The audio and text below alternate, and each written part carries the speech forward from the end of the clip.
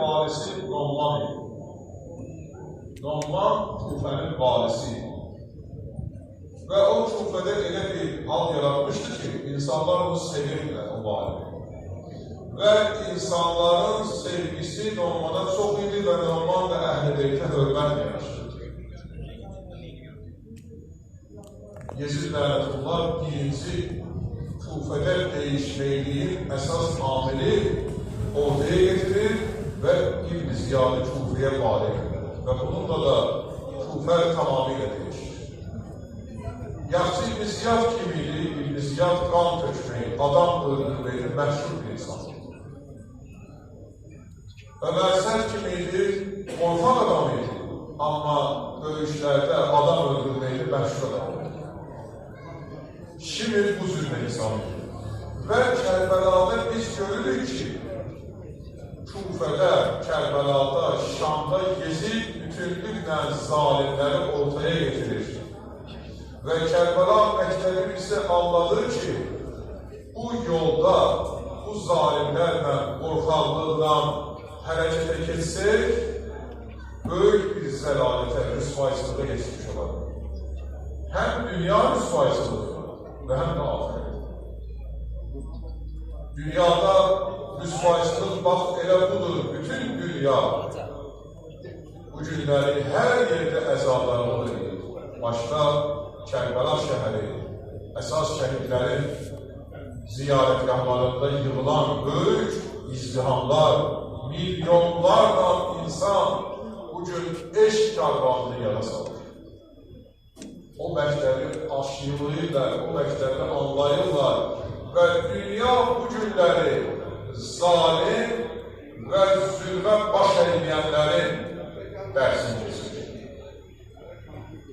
O zalimlər ki, Peyğəmbər Əhl-i Beytinə zülm elədilər, onlar o zülmə məruz qalsalar əsl qalibiyyəti yetişirlər. Bugün bütün məscidlər, ibadət uzaqlarında keçirilən məclislər Həzrət İmam Hüseynin məktəbindən bəhrə almalıdır. Bu qalibiyyətin əsas mahiyyəti və dəyəridir. Allah şəhidlərinizi rəhmət etsin.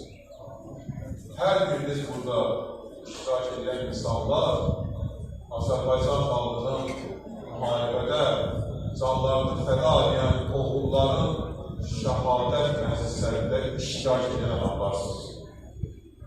İstər 92-ci il hadisələri, istər 44 günlük müharibədə olan şəhidlərimiz və onların cənazələri gəldikdə, o şəhidlərin cənazələri torpağa qarşılarında, cənazə namazlarında insanların toplum şəkildə bir araya gəlməsi, bir hədəfə xidmət eləməsi bir amili var. Mən oxumum deyil, sözü yoxdur. Mən bunu tanımıram, sözü yoxdur. Yəni, necə tanımıram? Necə mənim oxumum? Yox. Hətta bizim dilbər ülkələrimiz olan gözəl rayonlarımızdan, uzaq şəhərlərdən şəhid məclislərində iştirak edən insanlar görür.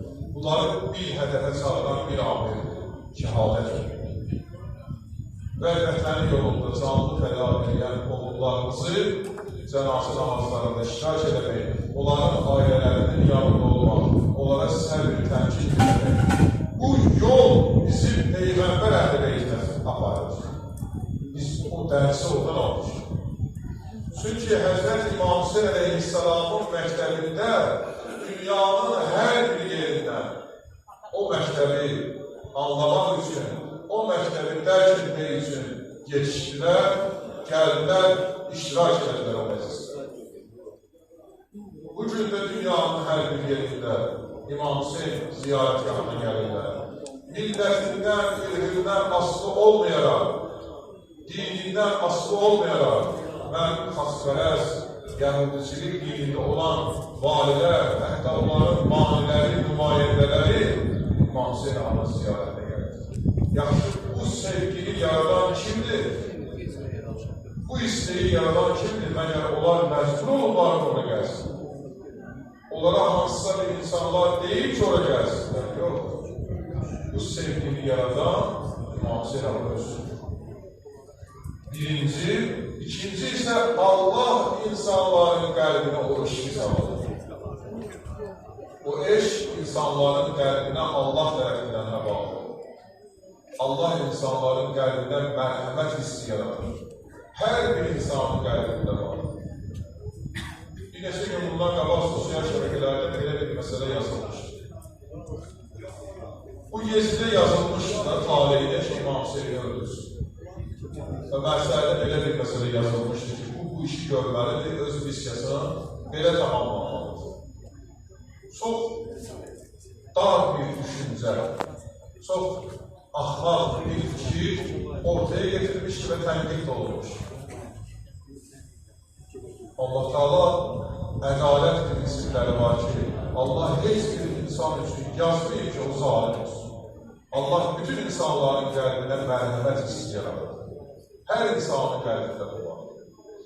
İnsan günah elədikcə, haram işlər gördükcə, usul-i dindən sıxdırcan, firoidin bölümündən sıxdırcan, qəlbi Allahın hərəbini şeytanın hərəbinə çevirir.